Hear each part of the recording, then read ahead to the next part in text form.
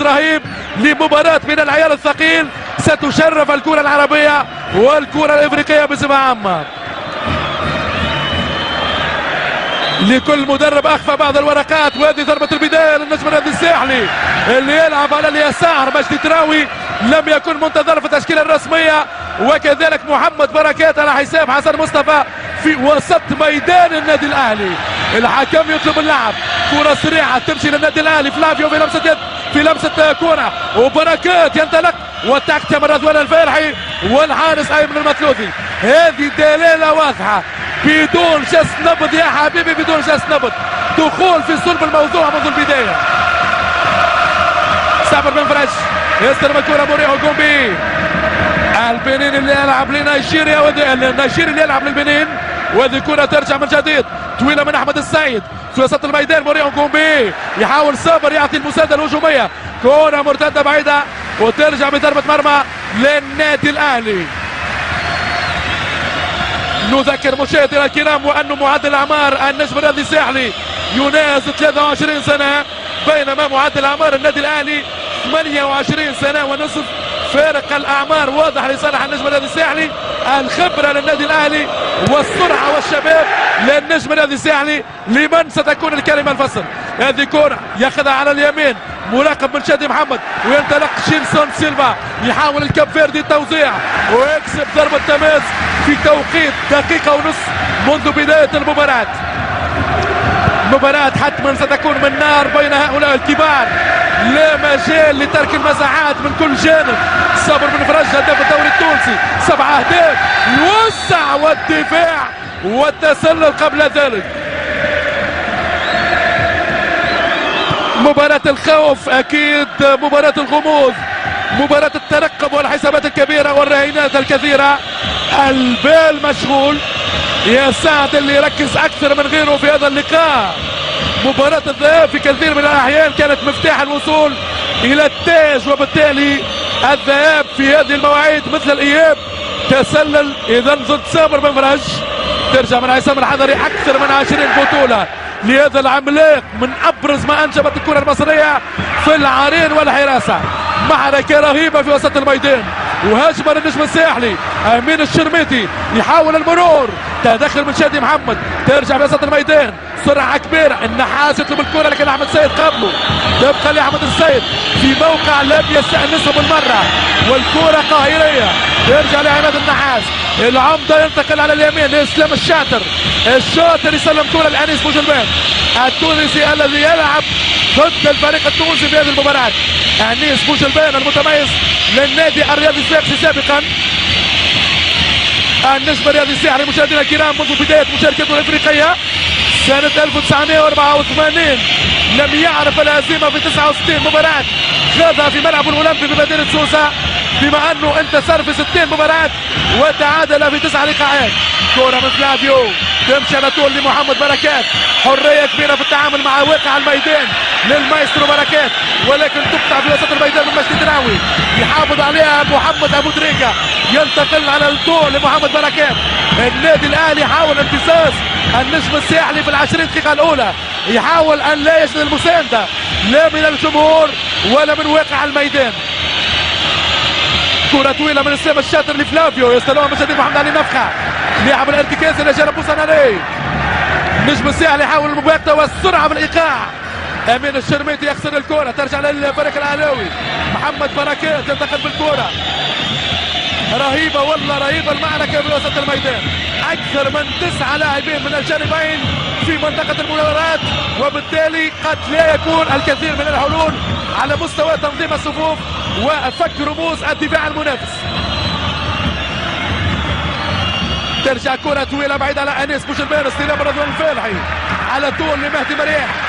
الدوري التونسي حاول التمركز على مستوى خط اليسار، ويستلم الكرة الرابط بين الدفاع والهجوم. محمد علي نفخة لاعب المنتخب الاولمبي يحاول ايصال الكرة بالميلي لموري اوكومبي، ولكن ترجع عكسية.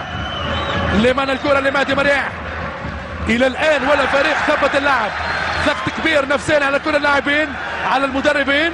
طويلة من موسى نالي، تدخل من شادي محمد، وكذلك متابعة من احمد السيد، والحكم يعطي ضربة مخالفة ضد صابر بن فرج. امامنا صابر بن فرج 28 سنه، مدافع على المنتخب التونسي، 7 اهداف، افضل هداف في الدوري التونسي 2007 2008. مفتاح كبير جدا في الرسم والاستراتيجيه للمدرب الفرنسي بيرتران مارشون. مانويل جوزيه درب الاهلي سابقا موسم 2001 2002، حقق مع الاهلي 15 بطوله، 6 بطولات افريقيه، 9 بطولات محليه، و3 القاب للسوبر الافريقي. درب سابقا ديماريش في البرتغال، براغا، بوافيستا، ماريتيمو، بنفيكا، واخيرا لاريا.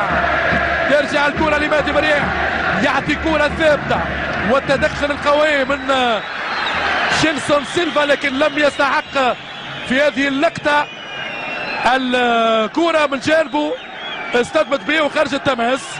الحكم الكاميروني ايفي ديفين حكم خطير جدا، حكم مهنته شرطي وحكم جدي يرفض جميع النقاشات.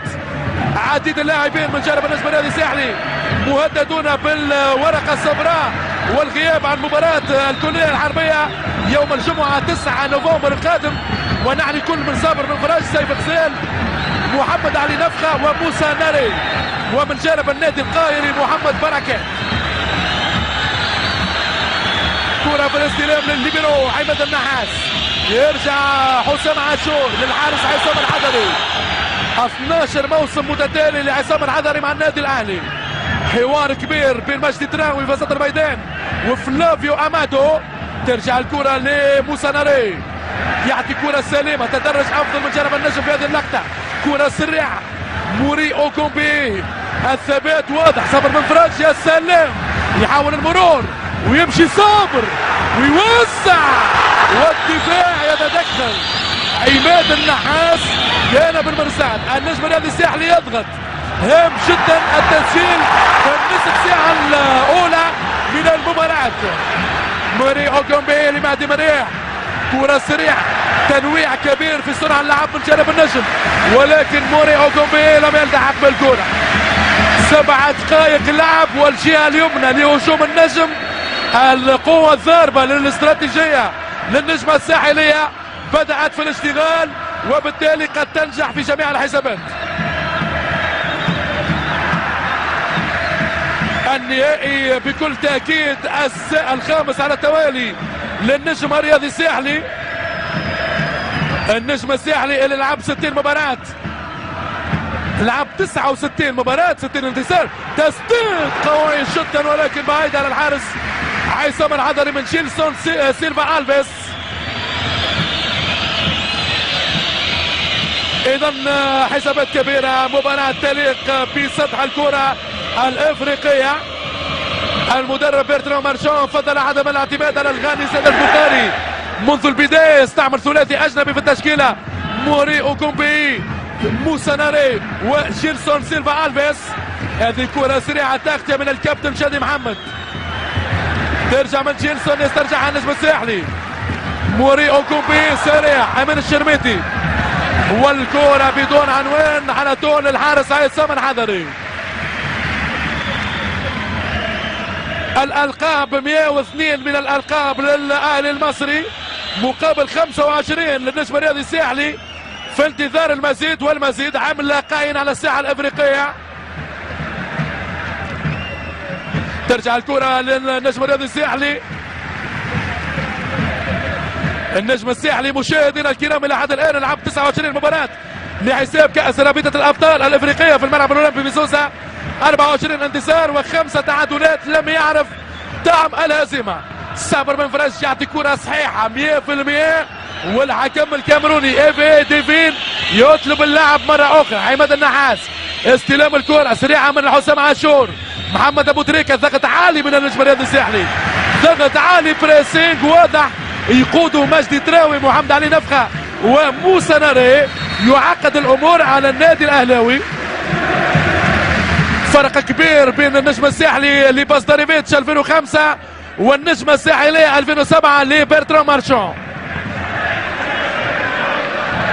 مهدي مريح يستلم الكرة، يحاول محمد علي نفخة أن يخرج من هذه الورطة، ترجع لمهدي مريح، كرة ممتازة، تدرج من امين الشرميتي مع وائل جمعة، وامين لا يمر وائل جمعة، والحكم يعطي ضربة مخالفة للمهاجم الدولي التونسي امين الشرميتي. مانويل جوزيه لم يهدأ له بال طيلة تدريبات النادي الاهلي، وحذر جميع المدافعين من سرعة المهاجم الدولي التونسي امين الشرميتي. وائل جمعة يعاين الاضرار، وضربة مخالفة في 10 دقائق، والكرة ثابتة للنجم الرياضي الساحلي.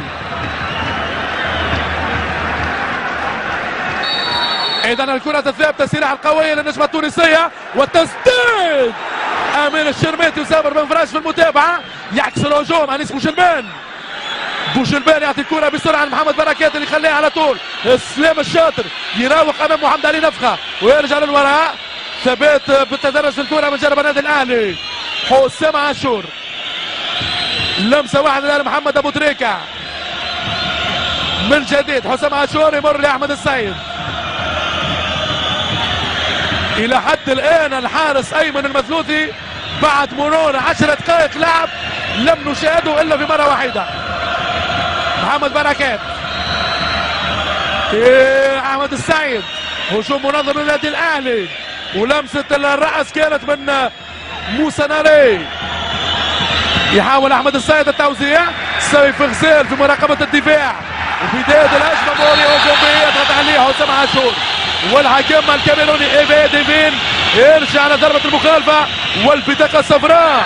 متابعها من جديد محمد بركات، المن سنتابع لا احمد السيد، لان محمد بركات في رصيده بطاقة صفراء، وهو اللاعب الوحيد من جانب الاهلي المصري المهدد بالورقة الصفراء وعدم اللعب في حالة الانذار في مباراة العودة يوم 9 نوفمبر القادم بملعب الكلية الحربية. من جانب النجم الرياضي الساحلي مشاهدينا الكرام، صبر بن فرج، سيف غزال، محمد علي نفخة، وموسى ناري مهددون طبعا بالانذار الذي قد يحرمهم من مباراة الدور النهائي اياب. حسابات كبيرة تكتيكية بين المدربين، المدرسة البرتغالية والمدرسة الفرنسية. ترجع الكرة من وائل جمعة على طول عماد النحاس، لا تمر الكرة، ترجع بعكس الهجوم من النجم الرياضي الساحلي، هجوم سريع وامكانية التوسيع منتظرة. مهدي مريح، لا تصل الكرة لكن عكسية، انيس بوجلبان مع اسلام الشاطر، وهجمة لمحمد بركات، سرعة في البال لمحمد بركات، الحكم يخلي تسأل أولوية ويرجع يعطي ضربة مخالفة للنادي الأهلي، ومحمد بركات يطالب بالورقة الصفراء، ولكن مجدي تراوي واضح تعليمات المدرب بيرترو مارشون، لا يمكن أن يلعب محمد بركات، ما يرسموش يلمس الكرة. مجدي تراوي هو الحارس الشخصي لمحمد بركات. كرة ضعيفة ليست خطيرة، تخرج بضربة مرمى للنجم الرياضي الساحلي. هذا المايسترو النجم العربي الكبير محمد بركات، حسام عاشور دينامو فريق الاهلي، وموري اوكوبي العجلة والرئة الثالثة للنجم الرياضي الساحلي.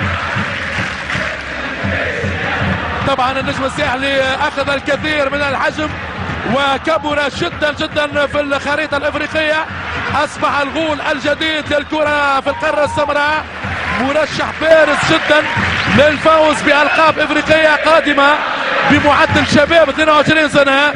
هو الفريق الوحيد حاليا القادر على الاتاحة بالعملاق الاهلاوي في المنافسات القارية. كرة لمهدي مريح، يوزع الدول التونسي، تدخل من عماد النحاس، ترجع مرتدة والحكم يعطي ضربة مخالفة ضد امين الشرميتي لصالح العمدة عماد النحاس. في الحقيقة مشاهدينا الكرام علاقة اخوية كبيرة وكبيرة جدا تربط الاهلي المصري بالنجم الرياضي الساحلي، خاصة عشنا هذا منذ 2005. البعثة المصرية في تونس تلاقي كل ترحاب وبنفس الادوار، كذلك في القاهرة، وبالتالي اما الزبد فيذهب جفاء ولا يبقى في عمر المباراة الا روح التآخي بين الفريقين مهما كانت الرهانات. امين الشرميتي يعطي كرة لشيلسون سيلفا، متابع من وائل جمعة، شيلسون يتقدم ينتظر مهدي مريح، شيلسون جيلسون ينتظر المساعدة، يلعب مع مجدي تراوي، لمسة واحدة سريعة محمد علي نفخة، كرة ممتازة لصبر بن فرج، ولكن أحمد السيد يقض جدا لمحمد أبو تريكة. أبو تريكة لا يمر أمام موسى ناري، الحكم يطلب اللعب. صابر بن فرج، تمشي الكرة ليمين الشرميتي، خطأ من الدولي التونسي يستفيد منها النادي الأهلي. محمد بركات، اسلام الشاطر،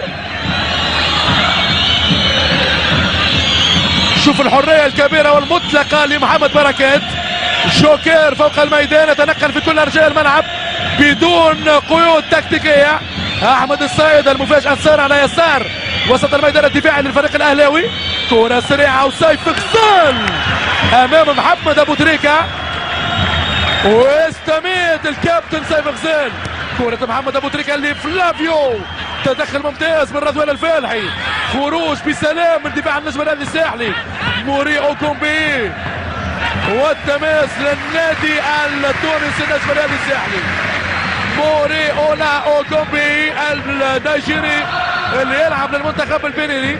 حسام عاشور دينامو المنتخب المصري والنادي الأهلي بعد رحيل محمد شوقي لميدلسبرا الإنجليزي. هذه كرة ممتازة لجيلسون والركنية، الركنية للنجم الرياضي الساحلي. صدقوني مشاهدينا الكرام لما أقول وأن الانفراج للنجم الرياضي الساحلي سيأتي ببدء الأمر من كرات ثابتة، من ضربة مخالفة، من ركنية، من ضربة جزاء. أكيد النجم الساحلي حاليا من أبرز الأندية الأفريقية التي تستغل عمل الكرات الثابتة.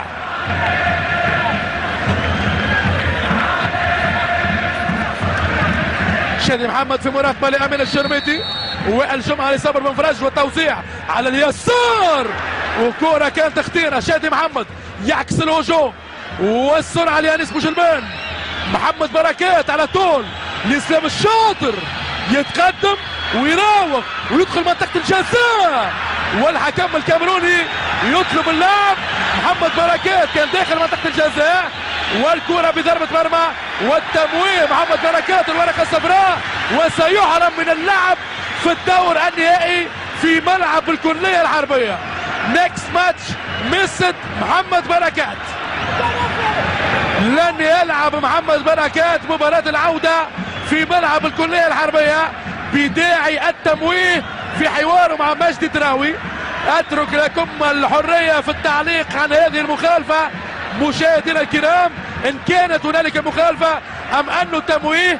لابد من حكم اكيد ليحكم على مثل هذه الامور.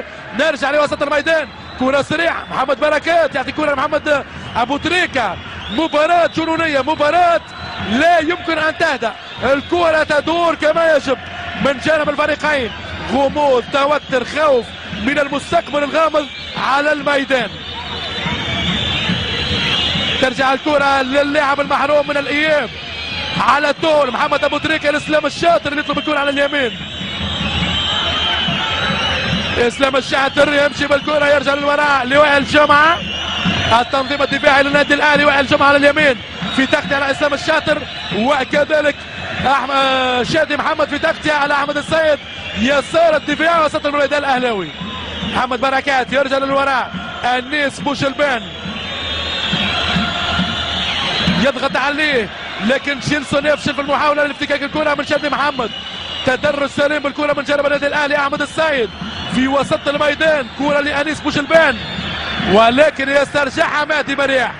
تبدا الاجمل النجمة الساحلية مجدي تراوي، يمشي هو وتبقى الكرة وراه، يسترجعها النادي الاهلي. واضح الشد العصبي على اللاعبين. الريال كبير والله كبير مشاهدينا الكرام، لا يستحق التذكير. نهائي بطولة افريقيا للاندية البطلة. فلافيو امادو يمر ويعطي كرة بخارج القدم اليمنى بامتياز، واحمد السيد قبل خروج الكرة في حواره مع الصبر بن فرج، والمخالفة لمن يقول الحكم الكاميروني للاهلي المصري ضد صابر بن فرج لصالح احمد السيد. ستلعب هذه المباراة النهائية ذهابا على جزئيات صغيرة، على هفوة تقديرية فردية، على كرة مخالفة اكيد مشاهدينا الكرام نظرا لقيمة الفريقين. وائل جمعة في مراقبة شخصية من سيف غزال، مراقبات فردية. موسى ناري مع وائل جمعة، توزيع من محمد ابو تريكة من القائم الاول فلافيو، لكن كورته بدون خطورة. رضوان الفالحي الذي ثبت نفسه كأفضل خلف لأحسن سلف. العملاق برج المراقبة الغايب عن هذا الدور النهائي الأسمراني مجدي بن محمد.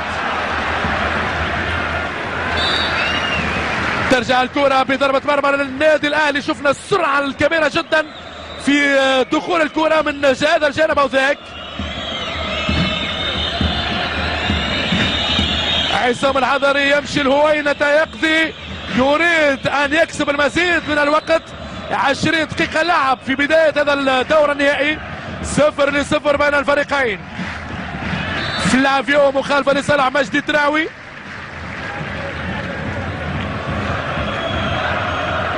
تسع بطولات تونسية وهو حامل اللقب، 7 كؤوس اخرها 95 96 وكاس الرابطة التونسية 2005 على المستوى المحلي للنجم النادي الساحلي. هذا سيف غزال، لمسة واحدة لمجدي تراوي. دائما الجبهة اليسرى كذلك مهدي مرياح يشتغل كما يجب. تصطدم الكرة لموسى ناري، صعوبة في اختراق وسط الميدان الاهلاوي حاليا. موسى ناري، مجدي تراوي، حكم ماذا يقول؟ امين الشرميتي، التماس لوائل جمعة.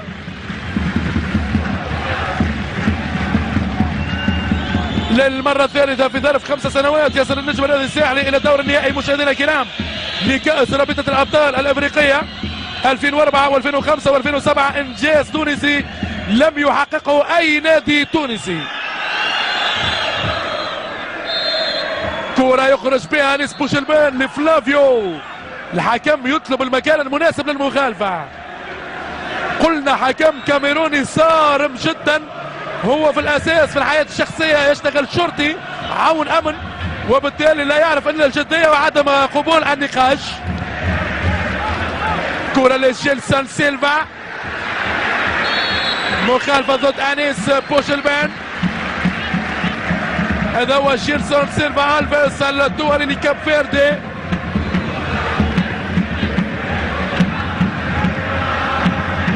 مجدي تراوي على طول لمن الكرة الأخيرة، يمشي موري أوغومبي.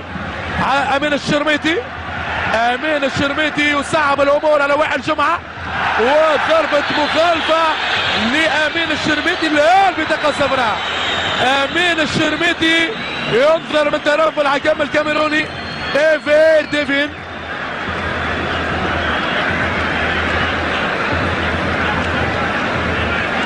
بداعي التمويه كذلك المهاجم الدولي التونسي ينظر من طرف الحكم إيفير ديفين الرافائيل. صعب جدا هذا الحكم الكاميروني، يساعده كل من كواندي ايفاريست واندينغ جاماري. بيرتران مارشون 54 سنة يفكر في الكثير من الحسابات. الوقت يمر والامور ليست في صالح النجم النادي الساحلي حاليا بهذه النتيجة السلبية 0-0. كرة عكسية، اللمسة من عميد الشرميتي بعفو من عماد النحاس، يتاركها وائل جمعة للحارس عصام الحضري.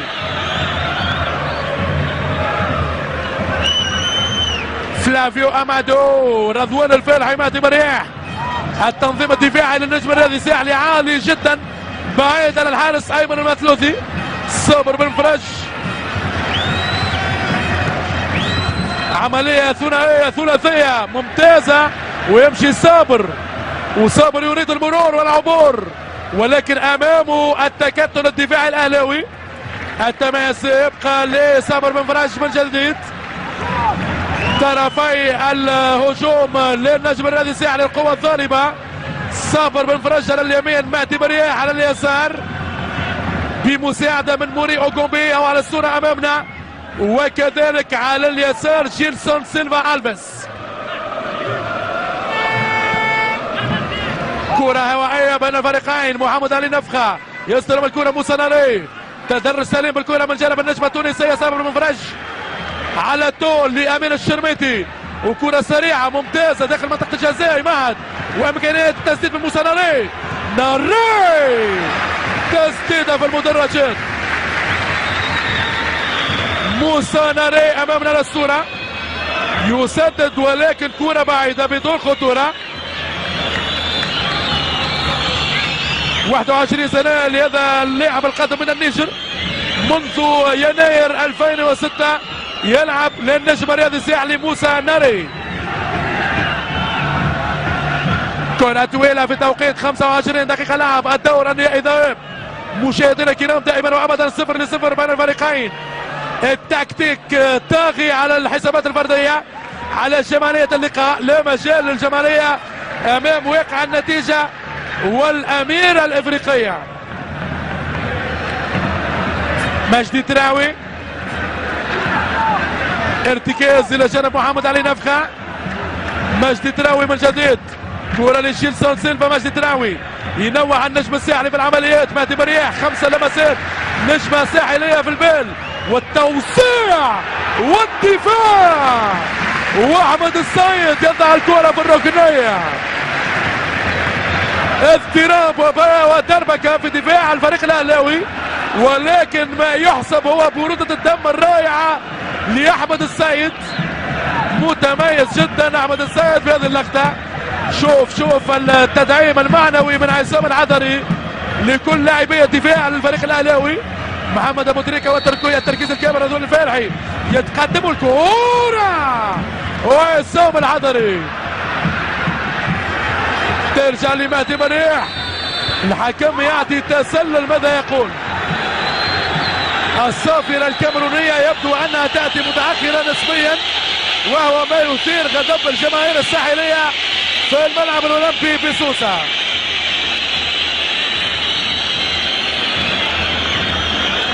متصدر الترتيب العام للدوري التونسي النجم الرياضي الساحلي بكل القوة.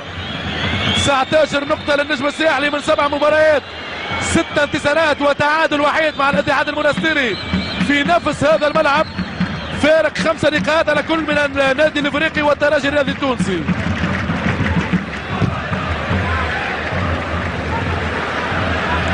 تعود الكرة من جديد.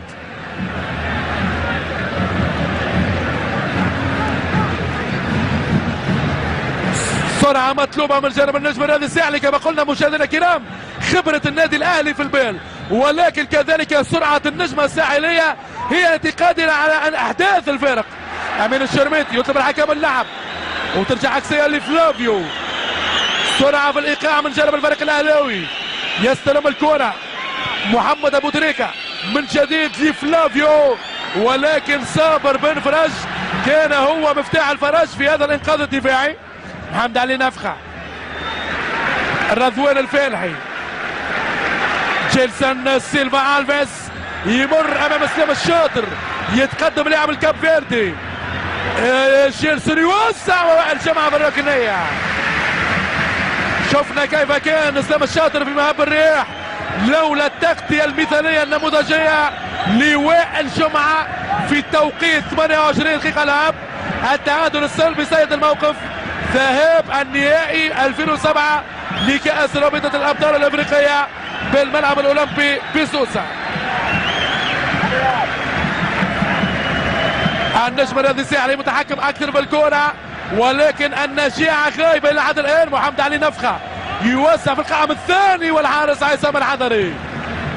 ترجع الكرة طويلة من عصام، شوف على طول لفلافيو واستماتة يا سلام من رضوان الفالحي.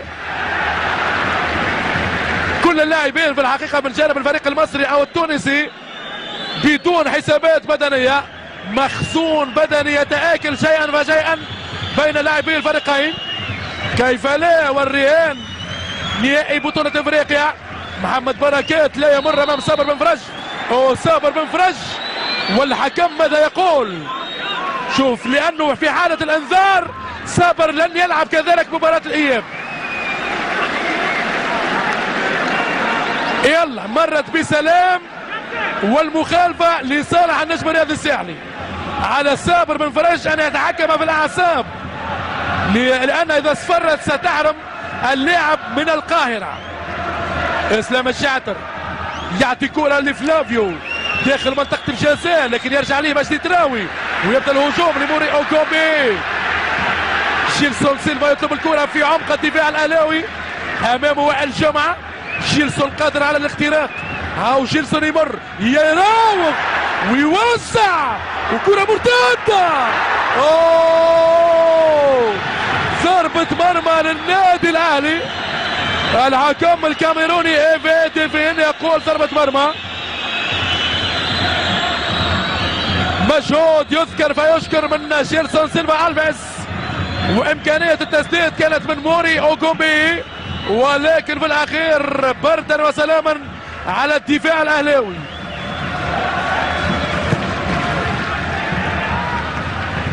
تعود الكرة في وسط الميدان، تمشي الكرة لمن؟ محمد علي نفقة يصل متأخر أمام اسلام الشاطر. أنيس بوشلبان ياخذ الكرة لمحمد بركات. من جديد أنيس بوشلبان لاسلام الشاطر. محمد علي نفقة يستلم الكرة. جيلسون سيلفا من أفضل اللاعبين بعد مرور نصف ساعة لعب. جيلسون سيلفا ألفيس. جيلسون يتقدم وموسى ناري يخسر الكرة مع انيس بوشلبان. قصير القامة كبير الامكانيات وهفوة كبيرة من وائل جمعة ويتقدم والتسديد. غريبة غريبة غريبة، الكرة تكسر القائم الايسر، ترتدم بالقائم الايسر وتحرم النجم الرياضي الساحلي من هدف الاسبقية، ولا ضاع هدف الاسبقية للنجم الساحلي. موري اوكومبي يحاول المرور لكن امامه شادي محمد والتماس للنجم الرياضي الساحلي. تولعت المباراة، اكيد مدرجات الملعب الرابي بسوسة تنتفض حاليا. ترجع بعكس الاشبه محمد ابو تريكة. محمد ابو تريكة بركات يطلب الكرة بالمساحة ولكن يقظ بكل الثقة من رضوان الفارحي. ابرز فرصة على الاطلاق كانت للنجم الرياضي الساحلي والقائم الايسر يقول لا والف لا. نرجع للوصف وهذا محمد بركات في الاستلام. حسرة كبيرة لمايسترو الفريق الاهلاوي بعدم اللعب في الدورة النهائي اياب. محمد ابو تريكة يرجع لوائل جمعة. كل لاعبين نجم الساحلي في المساعدة الدفاعية. وائل جمعة من جديد يترك الامور في التنظيم لمحمد ابو تريكة اللي يلعب تقريبا في موقع متوسط ميدان دفاعي في ظل صعوبة ايصال الكرة لنجم الكرة المصرية انيس بوشلبان. ينوع في اللعب على اليسار لمحمد بركات. استلام من محمد ابو تريكة يتفوق على موري اوكومبي. فلافيو يفتك من الكرة موسى ناري ومجدي تراوي يبدا ببناء الهجمة على طول. محمد علي نفقة محاولة البحث عن امين الشرميطي. كرة مرتدة تمشي لموري اوكومبي والحكم يعطي مخالفة لصالح موري اوكومبي وضد حسام عاشور.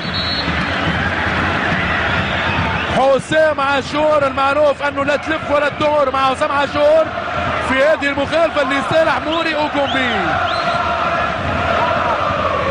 اكثر من 33 دقيقة لعب مشاهدينا الكرام. مباراة الخوف والغموض والتوتر والشك، مباراة الامان في حالة الاهداف. صبر من فرج يتقدم يسار الدفاع الاهلاوي يلعب بسرعة من موري اوكومبي. اوكومبي يتحرك كما يجب يعطي كرة لصابر ولكن التسلل هو القرار الصحيح للحكم الكاميروني ايفي ديفين بمساعدة من كوندي ايفاريست. 51 مباراة جماعة الأندية التونسية بالفرق المصرية. هذه الإعادة والتسديدة القوية لمحمد علي نفقة تصطدم بالقائم الأيسر لعصام الحضري وتحرم النجم الرياضي الساحلي من أخذ الأسبقية.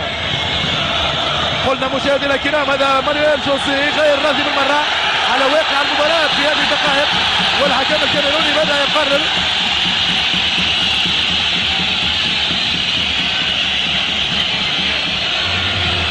قلنا في الانتظار، قلنا مشاهدينا الكرام 51 مباراة جمعت الأندية التونسية بالفرق المصرية في مختلف المشاركات القارية. 32 مباراة لحساب كأس رابطة الأبطال الأفريقية. وهذه كرة أمام محمد أبو تريكة ترجع لمحمد علي نفقة. الاستلام اقرب للنادي الاهلي بحكم تفوق عدده. محمد بركات يلعب فلافيو اللي صوب بدون حلول لسيف غزال كابتن الفريق، على طول يضع الكرة في ارجل صابر بن فرج. الرابط بين الدفاع والهجوم مجدي تراوي. جيلسون سيلفا الفيس يطلب التمركز ويغير على طول الكرة في وجه لمهدي مرياح وامين الشرميطي. ترجع الكرة لمهدي اللي يراوغ. فنيات كبيرة للمدافع الدولي التونسي. هذا محمد علي نفخة امامه 3 لاعبين ويخسر الضغط العالي. عماد النحاس بكرة ضايعة كذلك يستفيد منها رضوان الفالحي. ترجع للسابر بن فرج. البحث عن جيلسون المتحرك في كل مكان، والجمعة محمد علي نفخة امين الشرميطي، والحكم يعطي ضربة مخالفة ضد النجم الرياضي الساحلي. الالتحام كان بين الشرميطي وجيلسون ومحمد علي نفخة.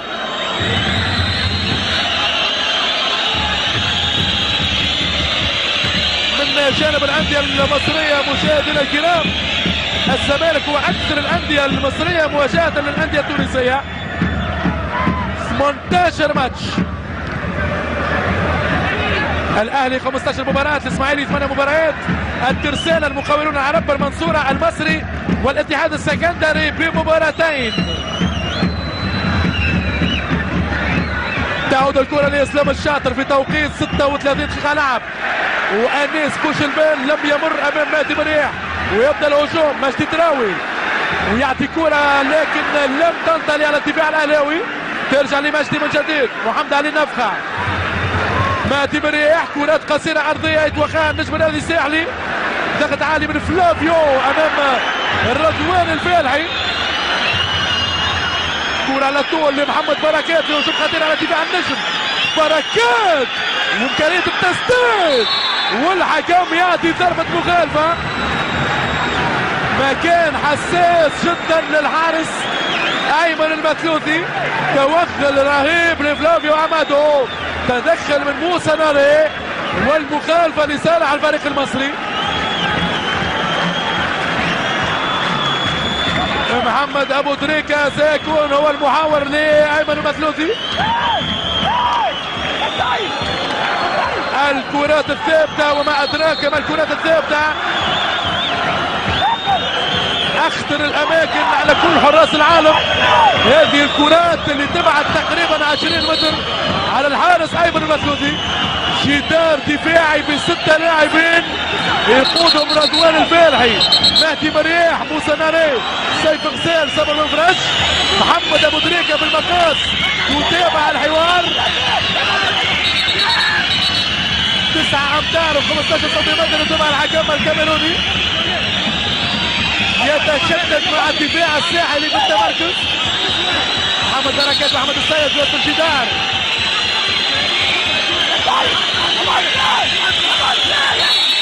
محمد ابو تريكة يصعد وايمن المثلوثي بالبال.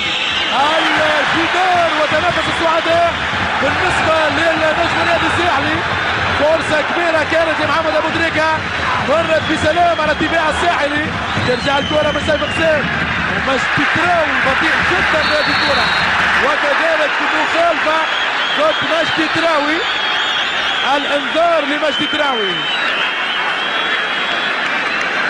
اذا امين الشرميطي ومجدي تراوي من جانب النجم الساحلي، احمد السيد ومحمد بركات من جانب الاهلي المصري. التعادل على مستوى الانذارات والتعادل على مستوى النتيجه، ولكن الارض والجمهور الى حد الان للنجم الرياضي الساحلي في انتظار الانفراج. محمد بركات يوسع بالقائم الثاني، وايمن المثلوثي يطلب الاسعافات. اصطدامات بالجمله داخل منطقه الجزاء. نتمنى الشفاء العاجل لكل اللاعبين.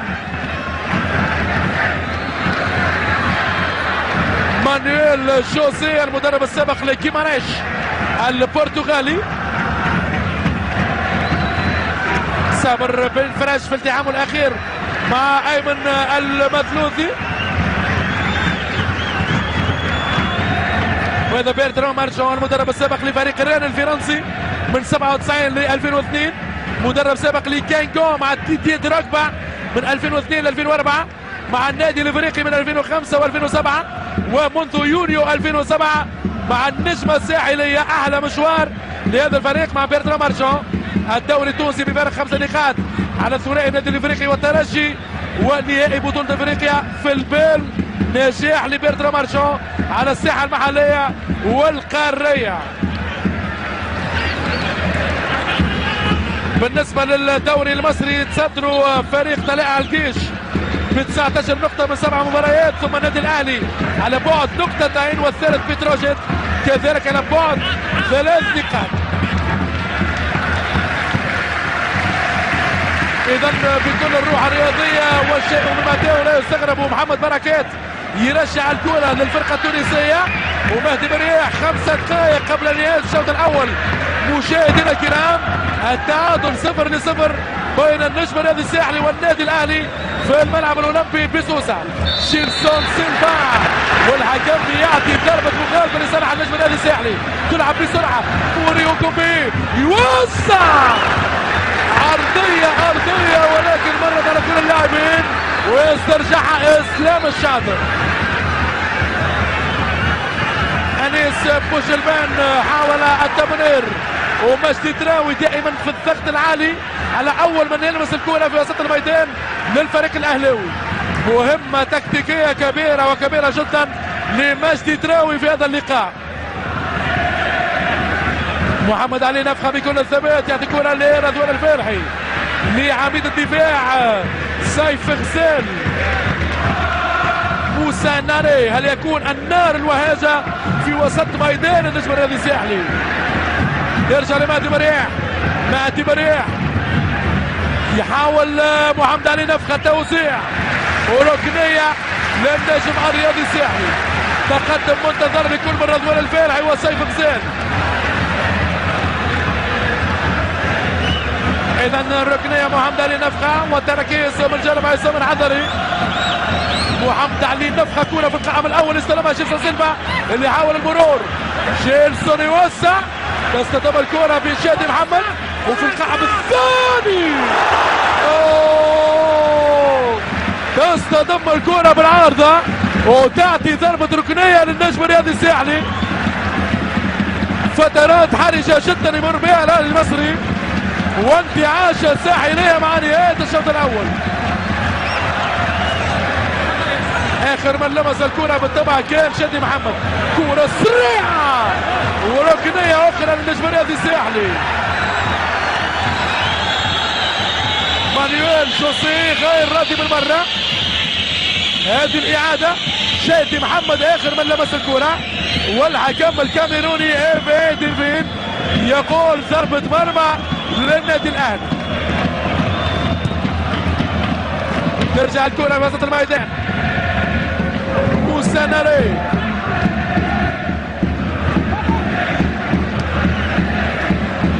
احتكاك كبير بين اللاعبين. شادي محمد عماد النحاس يغير المكان لاسلام الشاطر. بريسينج عالي، ضغط من جانب النجم الساحلي.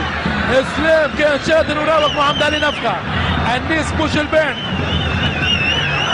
كرة طويلة بدون عنوان يسترجعها محمد علي نفخه، يسترجعها موسى ناري. مهدي مريح، مجدي تراوي.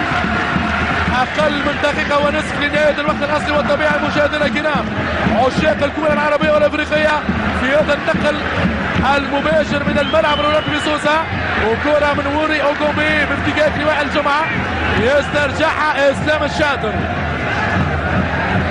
مهدي مريح، محمد ابو تريكة يعكس الهجوم، يتفوق على موسى ناري. المساندة تأتي من احمد السيد وفلافيو. عملية خطوات لم تنتهي على السابر من فرج ولا مخالفة. الحكم يطلب اللعب. بداية العشرة من النجم الساحلي سيف غزال سريع جيلسون يقبل التسلل، كرة سريعة الشربيتي ويوسع والركنية. اوه كرة خطيرة من امين الشربيتي، ولكن كان بالامكان افضل بكثير مما كان لولا بقاء العمدة النحاس في دفاع النادي الاهلي. كل جماهير النجم الرياضي الساحلي واقفة تتابع المباراة، دقيقتين كوقت بديل. الحكم الكاميروني يقرع والركنية ساحلة يا جيلسون سيلفا مع عماد النحاس. كرة بالركنية، كرة طويلة مباشرة بالحارس عصام الحضري. سامر بن فرج هو الدخل الاخير. روح رياضية كبيرة بين عصام وصابر، والحكم الكاميروني يطلب الهدوء من جانب سامر بن فرج. افضل مدافع ايمن حاليا في الكرة التونسية بكل تأكيد سامر بن فرج. لا مع هذا اللاعب الكبير والقدير، افضل هداف الدوري التونسي ب7 اهداف الى حد الان. جيلسون سيلفا كرة استعراضية لما تكون بالدقة لموري اوغومي. احمد السعيد يخسر الكرة مع جيلسون سيلفا. موري اوغومي وتقديم الكرة من شادي محمد. اخر دقيقة بالوقت بدل الضايع مشاهدينا الكرام. صابر من فراش يستلمها، يعطي كرة لمجدي التراوي، ينطلق صابر يوسع صابر، كرة مرتدة في الدفاع لعماد النحاس، والتماس باقي للنجم الرياضي الساحلي. توفيق سعبو بوجه النصايح لفريق النجم. عماد النحاس يقود الدفاع، موري اوغومي يراوغ ويمات وسيلفا يسدد والدفاع يستمر. وكرة أخيرة كانت بعيدة قوية من مجدي التراوي ولكن خارج الميدان.